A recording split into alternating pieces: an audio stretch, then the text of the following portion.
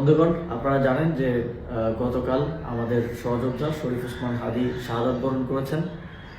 পুরো বাংলাদেশের মানুষ আজ শোকাহত এবং তারা শরীফ ওসমান হাদীকে যারা হত্যা করেছে তাদের বিচার চায়।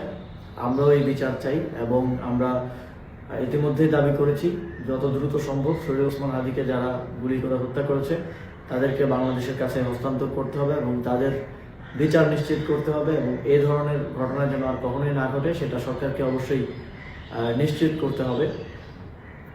একই সাথে আমরা দেখেছি আজ সারা দেশে মানুষ ওসমান হাদীর জন্য নেমে এসেছে। তবে এই ঘটনাকে কেন্দ্র করে বিভাজনকে উস্কে দেওয়ার জন্য এবং নানা ধরনের স্বার্থান্বেষী মহল আমরা দেখেছি যে গণমাধ্যম, ধর্মীয় প্রতিষ্ঠান এবং এই ঘটনার সাথে সম্পৃক্ত নয় এমন অনেক জায়গায় হামলা করেছে, অগ্নিসংযোগ করেছে। আমরা স্পষ্টভাবেই এর বিরুদ্ধে আমাদের অবস্থান ব্যক্ত করেছি এবং আমরা শঙ্কা করছি যে এই ঘটনাকে এবং এই আন্দোলনকে বিতর্কিত করার জন্য, প্রশ্নবিদ্ধ করার জন্য, জুলাই গণঅভ্যুত্থানকে ব্যর্থ প্রমাণের জন্য আজও বিভিন্ন স্থানে হামলার এবং বিভিন্ন স্থানে ভ্যান্ডালিজম করার এক ধরনের পরিকল্পনা রয়েছে।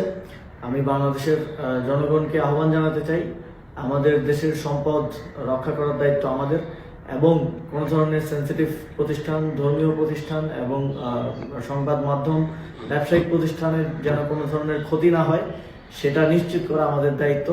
আগামীকাল এ ধরনের সকল প্রতিষ্ঠানকে নিরাপত্তা দেওয়ার জন্য সবাই সতর্ক থাকবেন এবং অবশ্যই সতর্ক থাকবেন যেন আমার প্রতিবাদ মিছিল, ন্যায় বিচার চাওয়ার জন্য যে মিছিল, সেই মিছিলকে কেউ ভিন্ন দিকে ডাইভার্ট করতে না পারে, সেই মিছিল থেকে কেউ কোনো ধরনের অনাকাঙ্ক্ষিত পরিস্থিতি সৃষ্টি করতে না পারে।